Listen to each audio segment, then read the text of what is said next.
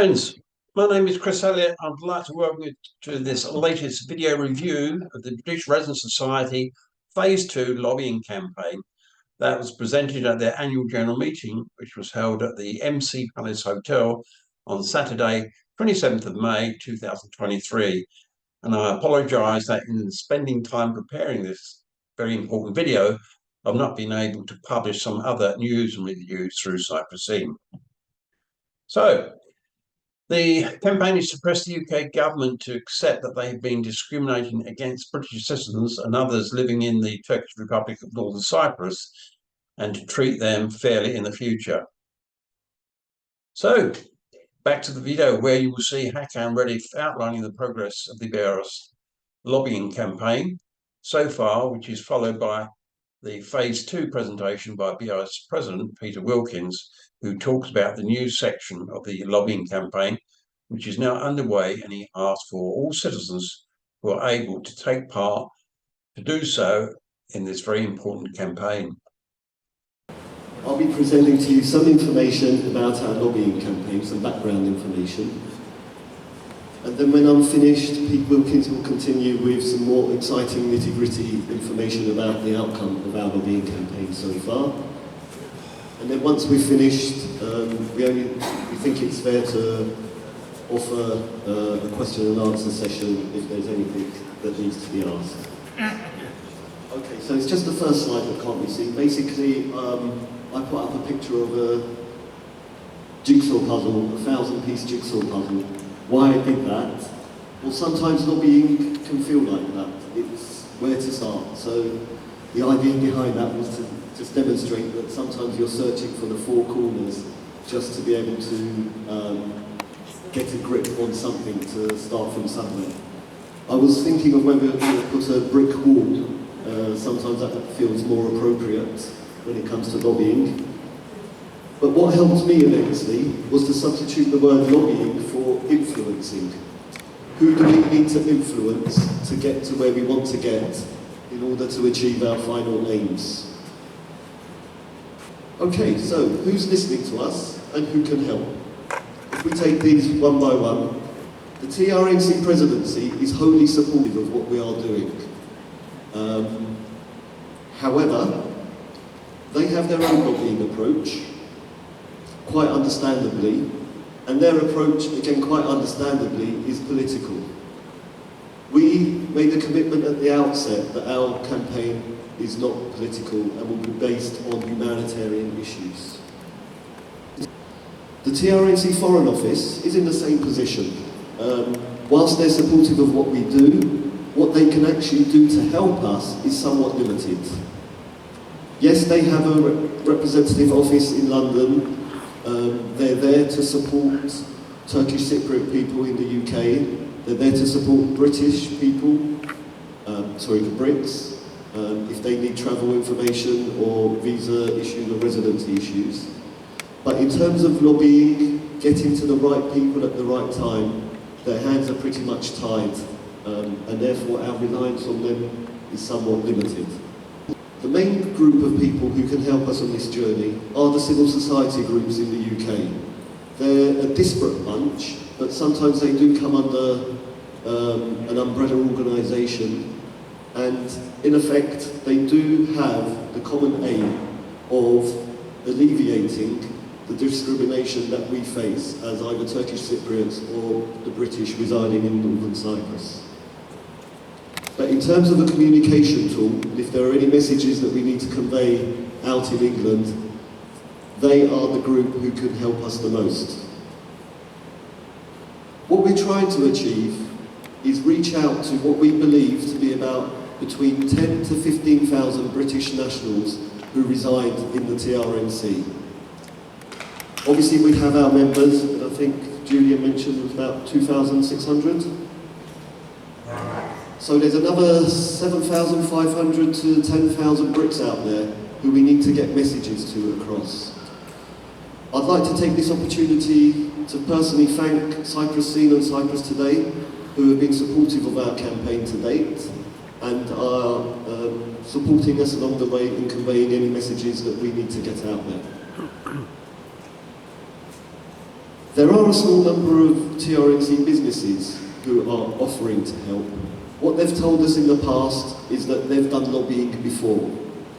So we say, okay, well that's good. Did it work? Obviously the answer is no. What they've done, they've written the odd letter here and there, spoken to the odd politician here or there, but there's nothing substantial that has come out in any of them. Obviously these businesses are in predominantly the travel and tourism sectors. Understandably, they're after the direct flight issue. Now as a group, it's quite impressive. We've got the presidency, government, civil society, but amongst us all, we're all pretty much converted.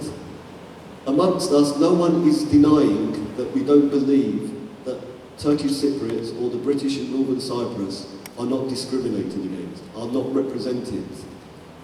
We believe that our freedom to travel is limited. We believe our freedom to trade is disadvantaged. So amongst us, it's all great. Okay. However, we need to preach to the unconverted. It's the people who we want to influence that we need to get to and to convey our messages. I'm not talking about what happened in 63, what happened in 74, what happened in 83, but basically day-to-day living. What are we up against? When there's a UN resolution that describes the TRNC as an illegal entity, there isn't much more that I can add to this, and it just highlights what we are up against.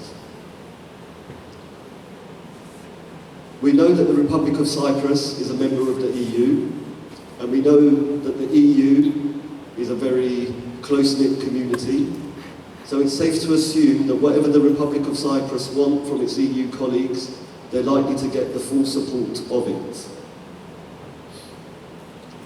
We know from our Phase 1 letter that with the responses that we've received, all political parties, whether they're Conservative, Labour, SNP, Lib Dems, all the MPs that represent them replied with a very standard letter saying that the British stance is that they support the UN resolutions. So at the moment we are up against the UK government. There is something called the APPG, All-Party Parliamentary Group, Friends of Cyprus. There are about 60 MPs who all support the Republic of Cyprus quite fervently. They all pretty much despise Turkey, and they're all pretty supportive of any initiatives that will not allow people to raise the TRNC flag. The Republic of Cyprus has a lobbying, I believe they have a lobbying team. For 50 years they've received millions of pounds, employing hundreds of staff, and I have to hand it to them, they have done a pretty darn good job. They've managed to convince nearly the whole world of their version of any historical accounts that have taken place on this island. They also do a very good job in suppressing any human rights issues that the Turkish Cypriots want to raise, and any time again the TRNC flag is raised in Waltham Forest or on Sebastian Vettel's helmet, they are pretty sharp and on the ball straight away. If this was a football match, before a single ball has even been kicked or the whistle's blown, we are 5-0 down.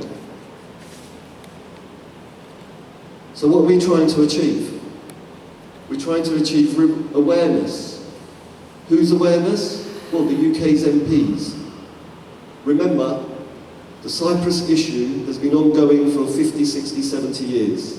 To this date, no one, no individual, no politician, no political party, no organisation has managed to resolve the Cyprus issue. I have to be honest, it's unlikely that the BRS will resolve the Cyprus issue. However, that doesn't mean we don't do anything. What we're trying to do is raise awareness amongst the UK MPs. We started this off with our Phase 1 campaign. It was a very generic letter on all sorts of matters, purposeful, wanted to do was to make sure MPs received that letter in their intrays. Unsurprisingly, the majority of the responses was a very standard, thank you for your letter, we support UN resolutions.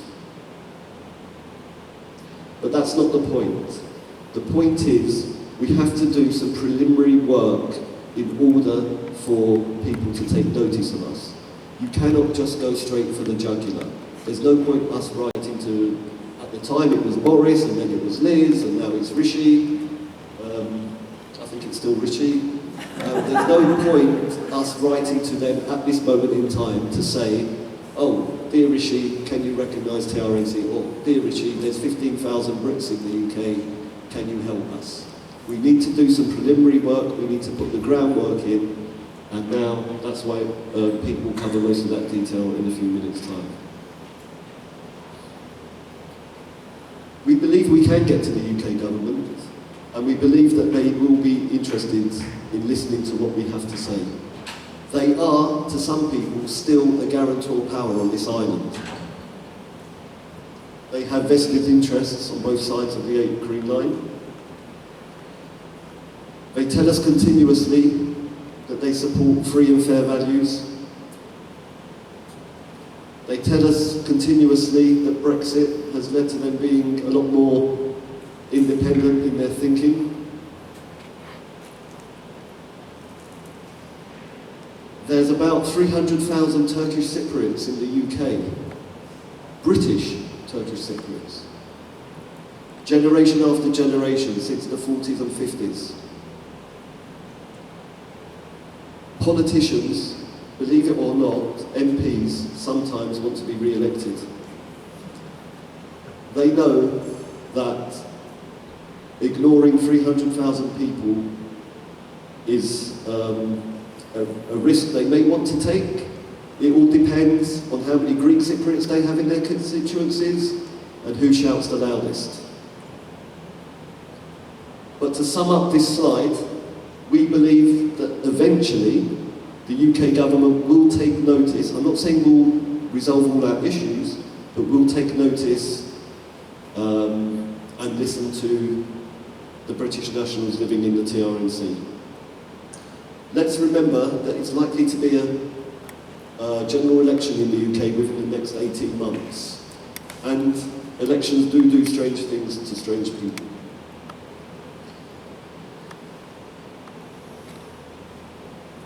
There's been a few murmurings, nothing major, but we wanted to take this opportunity to reinforce our messages about the humanitarian messages and the political messages.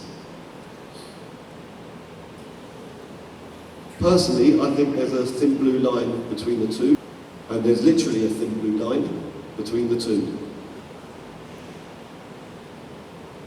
It doesn't matter if it's a Conservative Party or a Labour Party, whether it's the current UBP Party in North Cyprus or the opposition JTP Party. It's just a period of time that we have got together to carry out these things.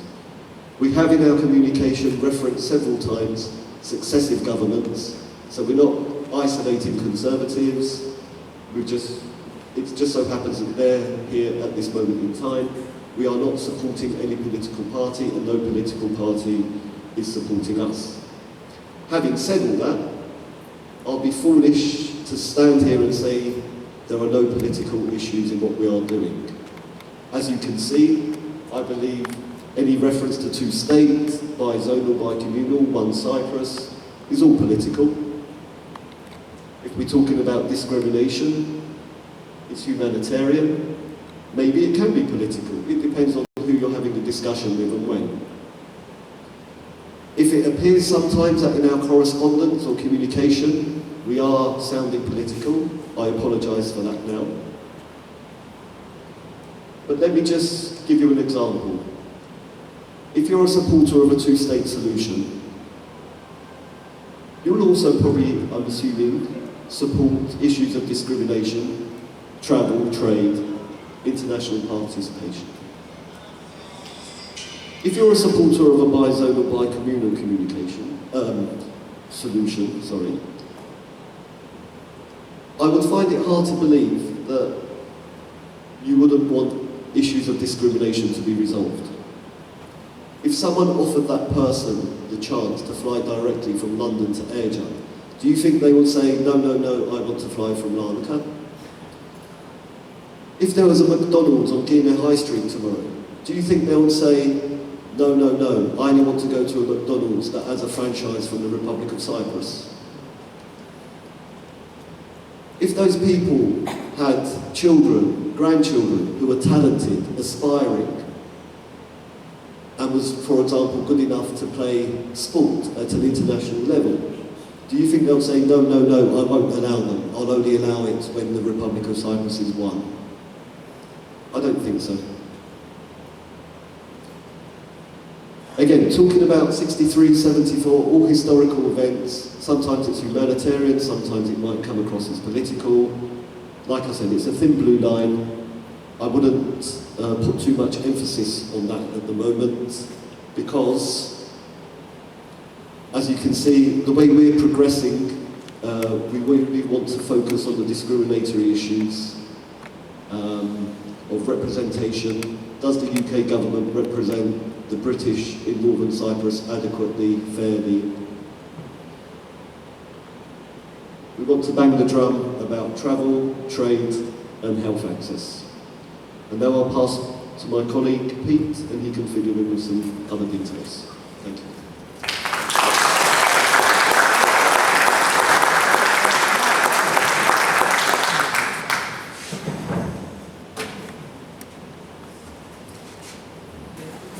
First of all, thanks to Hagan. Having the attitude and knowledge and experience of being a Cypriot has really brought something to this campaign. So I'd just like to, again, thanks Ray, I appreciate it. Okay, so this really is to show you what we've done, where we've come. Fingers crossed. Okay, key stakeholders. As Hakan mentioned, we've met with groups from the UK. The first group was very soon after we actually started the campaign.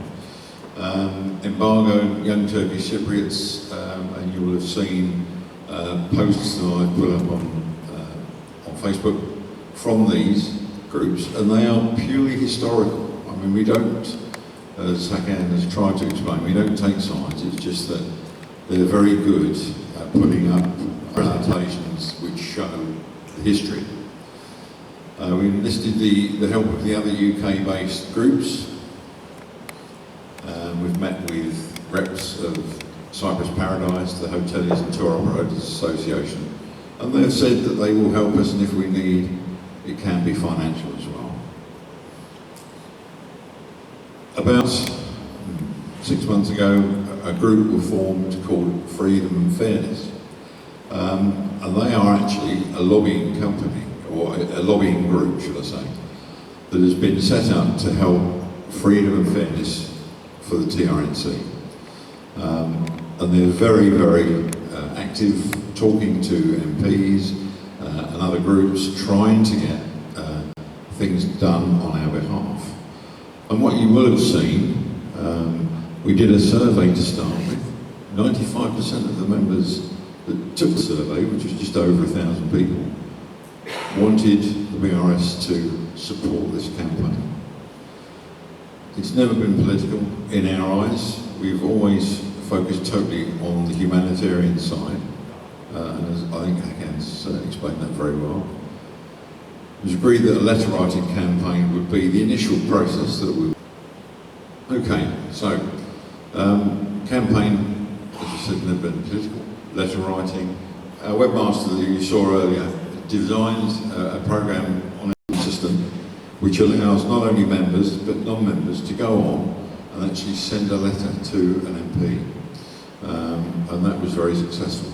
As a result, you see nearly 500 letters were sent to both MPs and to the Foreign and Commonwealth Development Office. Results to date, over 180 MPs have received letters. The SCDO received nearly 500 letters. We've seen a visit to the TRNC by mainstream media journalists.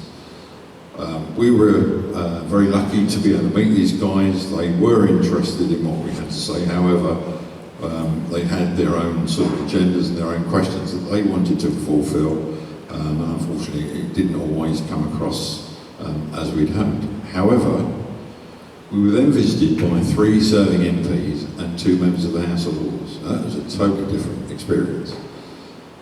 We sat with them at the colony for a couple of hours, extended the time that they had set aside to actually talk to us, and they were very interested. They really listened, and they made copious notes. And interestingly, one of these guys, the MPs, shared with us that he had inadvertently let it be known he was coming here on a fact-finding mission, and he got absolutely roasted by the Greek Cypriot lobby. And he said the problem with that is that all that's made me do is want to come here and talk to you. What are they frightened of? So that was quite good. One of the Lords is a guy who's in the DUP, and I happen to know a friend of his, so that was quite a good evening actually. As a result of that, 13 questions have currently been asked in the House of Commons and the Lords about the situation here. Nothing major, but it's a start. As Hakan said, you know, we need to start from somewhere. So phase 2, okay. Phase 2 is being announced today. It will be publicised. Again, our webmaster Nigel's done a tremendous job. We've decided to go with a much stronger letter. Okay, now this is, it may not seem it, but what we're actually asking people to do is that those people that still vote in the UK and have voting rights, and that will include our members that are based in the UK, plus the 350,000 Turkish Cypriots over there, if we could mobilise them as well, to write to their MPs with a much stronger letter asking them to actually ask a question in the House. And the reason for that is because we are their constituents. And as Hakan said, if they don't do what we ask them to do, you're not going to vote for them. So they've got to be careful.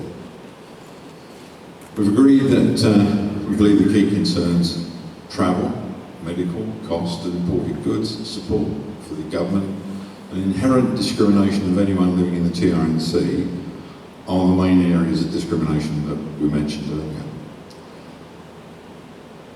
Here you will see what will appear now on our website, and I'll just quickly read those statements out for you. So the first one is, the UK government does not support my right to live in or visit the TRNC, does not provide me with the confidence they have a duty of care towards me. Sound familiar? Second, the UK government does not support the right of British citizens to travel to and from the UK directly, or by removing the requirement to disembark from my flight from the TRNC. Whilst the UK government provides financial support for the British citizens receiving medical treatment in the Republic of Cyprus or any other country, it does not provide the same benefit to UK citizens living in the TRNC. Fact. Whilst the UK government provides all this medical support for the South, we're trying to find out actually if money goes into the South for our medical care and is not diverted here. Trade embargoes on the TRNC result in higher prices for all goods. Well, we know this because everything has got to come in through Turkey or it's manufactured here. So again, it's a direct cost and an increase in our living costs. And by its behaviour, the UK government is discriminating against British citizens living in the TRNC and all those residing in or visiting the country. On the right you will see a word in blue, it says ranking. What we're going to ask people to do, whether or not the they vote in the UK or not, we'd like you to go onto the website. We'd like you to rank those. We'd like you to tell us your thoughts on what's most important to you. It may be different for different people. The system will take account of all of those rankings and will provide us with percentages that we can then use to beat the government up in the UK. You know, whatever your thoughts are, we would like you to do that. At the bottom of the page, it there says, are you registered to vote in the UK? If it's no, then you've done your survey and it will thank you very much and let you out. The second page, if you are registered to vote, we'll go here. Now those of you that did the lobbying process the first time will recognise this, and you just put some basic details in with your postcode and it will actually identify who your MP is. Okay? And it will populate the bottom part of that for you. And then you submit, and that will send the letter to the MP that is your MP in your constituency. So it's all automated, it's all very straightforward, it's all very simple. But we need you, please, to help us, to help yourselves. Because if you do nothing, nothing will happen. And that's a common phrase that we hear. What difference is it going to make? Well, it's going to make no difference if you don't do something. So please, please, help us to help people in the UK, whoever you can, because this means something to every one of us. Thank you very much.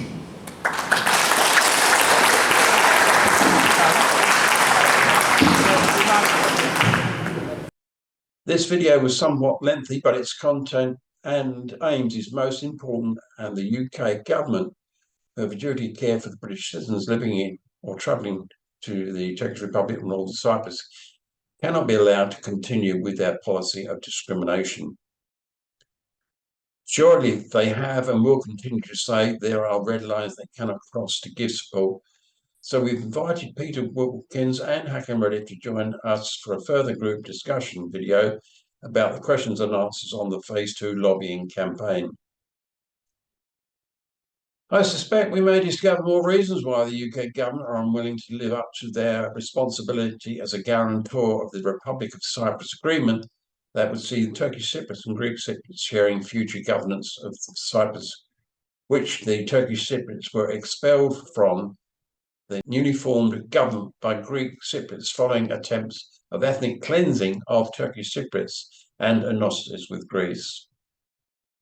If you like our work and wish to support our future publishing, please show your support by donating to our Buy Me a Copy campaign.